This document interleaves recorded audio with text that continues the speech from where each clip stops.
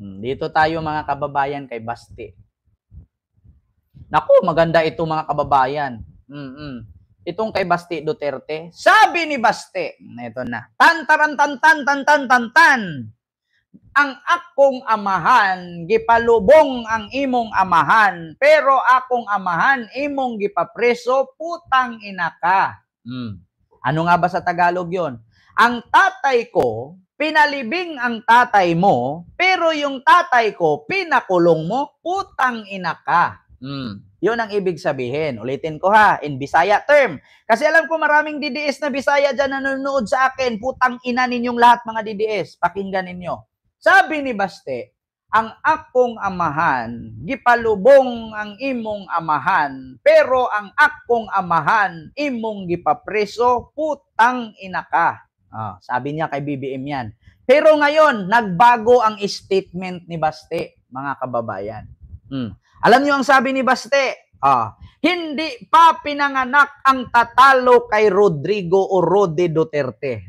Putang ina, hindi pa daw pinanganak ang tatalo kay Digong. Mga kababayan, gaano nga ba katotoo na hindi pa daw pinanganak ang tatalo kay Digong?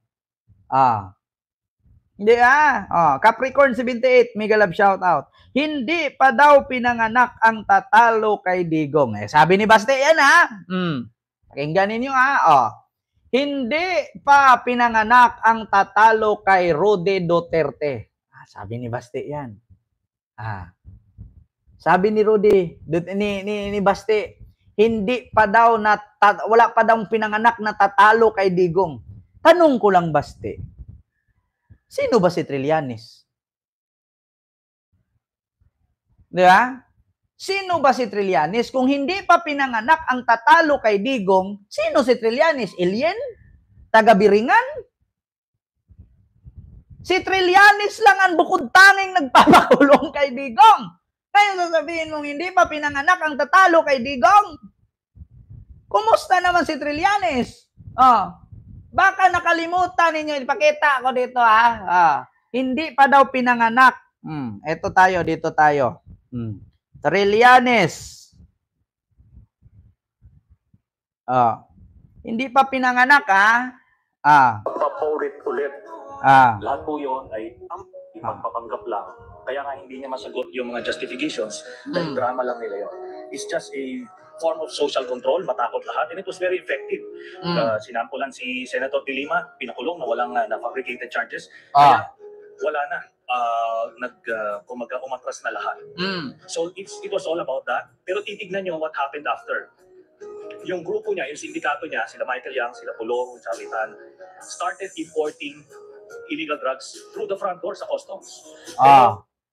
Hindi pa daw pinanganak ang tatalo kay Digong, sabi ni Baste. Pero ang nagpakulong si Trillanes, so meron na. Ang tanong ngayon, sa totoo lang, sabi ni Baste, wala talaga, hindi pa pinapanganak ang makaka-break ng record kay Digong. Yun dapat yun Hindi dapat yung makakatalo. Kasi kung makakatalo, pinanganak na. Si Trillanes ang tumalo kay Digong at nagpakulong. Pero yung makaka-break sa record ni Digong, wala. Una, ikaw ba naman, magkakaroon ka ng war on drugs, pero protector ka ng drug lords. Wala talagang makakatalo.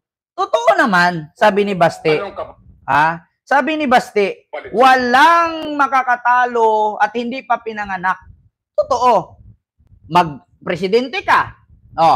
Mag-implement ka ng rule. Patayin lahat ng adik, pero walang drug lord. Sinong makakatalo niyan? Protector ka ng drug lord, pero pumapatay ka ng adik. Kasi kung adik ang patayin, araw-araw maraming adik. Pero kung drug lord ang patayin, mahirap maghanap ng drug lord. Bakit? Walang bilyonaryo ngayon na nagpupokus sa droga.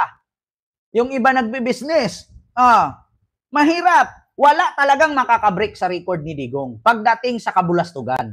Pagdating sa kabubuhan, wala pa rin makabreak. Bakit? Fiscal siya, mayor siya, presidente siya, pero nakulong. Kung kabubuhan lang, walang makakabreak sa record ni Digong. Totoo yan, sabi ni Baste. Hindi ko kukontrahin yan. Kabubuhan, kabulastugan, hindi pa pinanganak ang makakatalo at makakabreak kay Digong. Tama, sabi ni Baste. Yung mga DDS, huwag niyong sabihin na walang makakatalo kay Digong. Meron. Si Trillanes, napakulong na nga mamamatay na nga umuwi yan dito Oh, pero sa katangahan, kabubuhan, walang makakatalo. Abogado, piskal, mayor, presidente, pero nakulong. Kasi bobo. Oh, walang makakatalo sa kabubuhan yan. Pagdating naman sa kabulastugan, kapalpakan, kadimunyuhan, marami. Hindi makakatalo. Ikaw ba naman? Papatay ka ng 30,000 katao? Mag-implement ka ng war on drugs pero walang drug lord na matay? Puro addict lang? Walang makakatalo dyan. Yun ang totoo.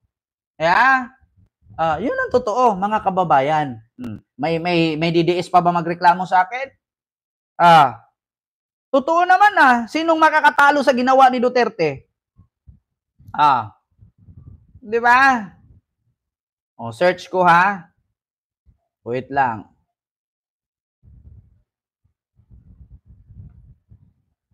Hindi pa pinanganak ang tatalo kay Digong. Para video, hindi yung screenshot lang. Hanapin natin yung video. Ilang nang kikidnap nila. Naligyan ako Magandang araw. Marcos! Tanawa wala ka diya ako, wala sila! Sabi ni Baste, Marcos, tignan mo to, wala ka dyan kung wala sila. Hoy, Baste, hindi lahat ng taga Davao bumuto kay Marcos. Tandaan mo, ilang tao lang ang Davao, hindi kayang ubusin ng Davao ang Manila at Visayas. Diba? Ipagmayabang niya, kung wala daw tong mga taga Davao na sumuporta sa rally nung birthday nung tatay niya, wala daw si BBM nakaupo ngayon. Tandaan mo, Baste, kaya ba paabutin mo 10 million yan para ipapanalo ni BBM? Ngayon, kung talagang yan ang nagpapanalo kay BBM, asaan yan sila ngayon? Yeah? Kung yan lahat na pinagyabang mo, Baste, ang nagpanalo kay BBM, nasaan yan ngayon? Yeah? Asaan yan pinagyabang mo na nagpapanalo kay BBM kaya nakaupo si BBM ngayong presidente? Asaan yan ngayon? Nawala na ng gana. Napagod na sa mga paasa at pangluloko ninyo. Kahit ako didiis ngayon, isa lang sabihin ko, bakit ako magpakatanga, magpakauto, inutil, lampas lupa, pangit at mahirap na suporta kay Duterte? Pag ako nakagawa ng mali, pag hinuli ako ng batas, pag ako nakasuhan, tutulungan ba ako ni Digong? Hindi naman Di ba? Kaya yung mga DDS nawawala. Davao City lang yan, Baste, wag mo ipagyabang. Kahit tumakbo kang presidente, hindi ka mananalo. Sa tingin mo, yung Davao na punong-puno na yan, yung rally sa Davao na yan, sa tingin mo, pag tumakbo kang presidente, papanalo mo yan.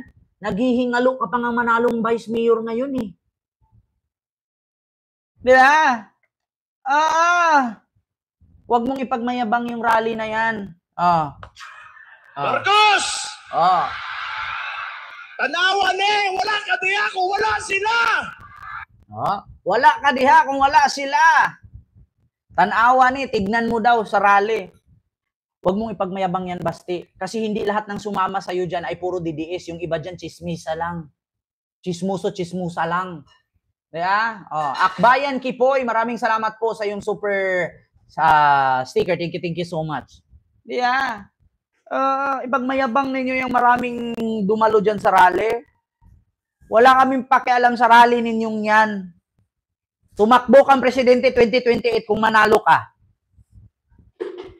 Diba? Ako ang dami ko ng hinamon, walang pumato, walang lumaban kasi napapahiya. Yung hamon ko nga, magilit ako pag makauwi si Digong, hindi nga nakauwi, kinalawang na yung panggilit ko Diyos ko, tigil-tigilan nyo ko. Yung panggilit ko dito, kinalawang na. Tinubuan na ng spores. Alam nyo, sa madaling salita, tinubuan na ng amag. Kaya isang guhit ko lang yun, kahit hindi ako masugatan, titano na ako agad. Pero wala. Paano ko gamitin? Hindi man nakauwi si Digong. Kinalawang na lahat-lahat na bulok na yung panggilit ko. Hindi pa rin nakauwi si Digong. Happy 40 days. Puro kayo yabang mga animal kayo. Hindi pa daw pinanganak ang tatalo kay Digong. Nakulong na nga eh. Oh, may nag-comment, wait ka lang. Hanggang kailan ako mag-antay, MBTV vlog? Hanggang kailan ako maghintay? Yeah? Hanggang kailan ako maghintay? Hintayin ko, uwi si Digong, pantay ng paa, nakagarapon. Ay, hindi na ako mamamatay nun. Yeah? Oh, dito tayo mga kababayan. Wait lang ha. Ano to? Oh, dito tayo mga kababayan. Kay Sara Duterte naman. Oh, sabi ni Madam dito, Kuya Kent, gusto kasi nila mura ang sinanduming rice at jasmine rice. Ambisyoso naman tong mga to. Nung panahon ang DDS naghahanap ng 20 pesos per kilo ng bigas, hindi naman sila nagsabi na jasmine rice.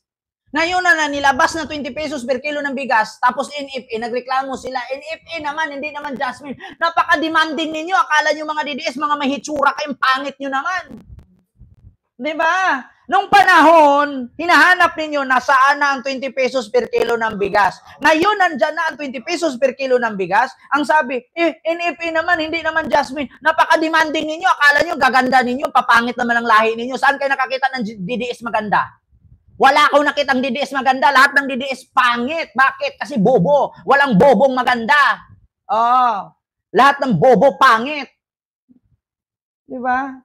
Hanap ng saan ng 20 pesos per kilo ng bigas.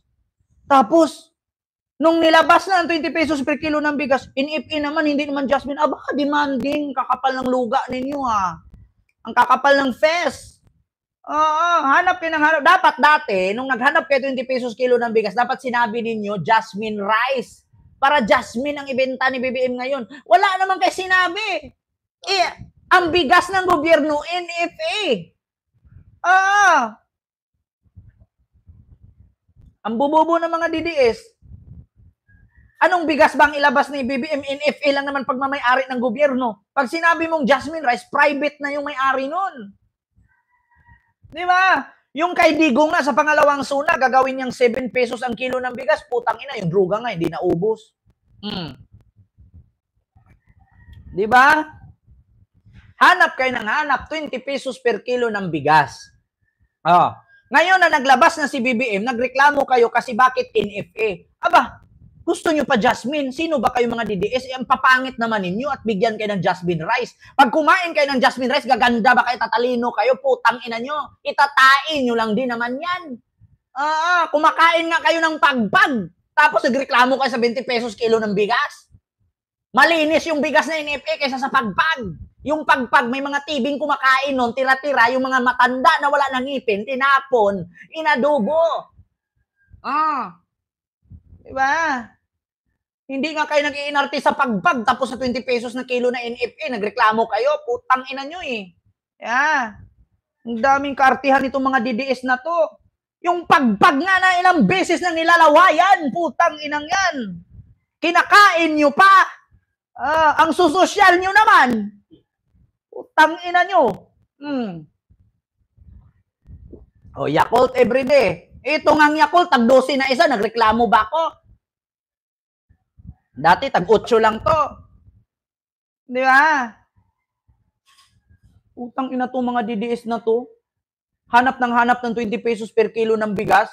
Tapos ngayon, NFA nagreklamo, hindi daw jasmine rice. Pagpag nga, hindi kayo nagreklamo na ilang beses ng guso dumidila nun, ilang hayop na, ilang langaw na ang pumatong nun. Kinakain nyo pa rin. Mga taga-Tondo, huwag kayo magalit kung sinabi ko pagpag. Hindi lang sa Tondo may pagpag, Pasig, meron na ding pagpag. Narinig nyo na. Dito tayo mga kababayan. Kay Sara, sa kanyang confidential fund. Di ba Heart Gold? Reklamo sila sa 20 pesos na bigas na NFA. Yung pagpag, hindi kayo nagreklamo. Na yung pagpag, ilang nguso na ang dumila nun, ilang langaw na ang pumatong nun, ilang bangaw na ang umitlog nun. Di ba? Nawala tuloy yung pinapanood ko. O, ito oh. Impact leadership. Mga kababayan. Di ba? Ito tayo kay Sara.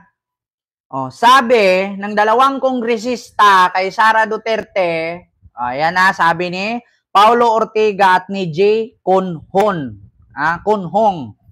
Representative yan, sabi dito. The office